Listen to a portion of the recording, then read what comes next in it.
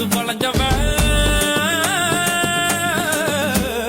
ஊத்து போட்ட லாரி செட்டில தூக்கம் போட்டு வாழ்ந்தவன் சத்திய வச்சு முட்டிய பேக்கும் வித்தையெல்லாம் தெரிஞ்சவன் ஊத்துக்குழி வெண்ணடா திருச்செந்தூரில் வெள்ளடா சென்னையில என்னடா தண்ணி கொஞ்சம் கூட இல்லடா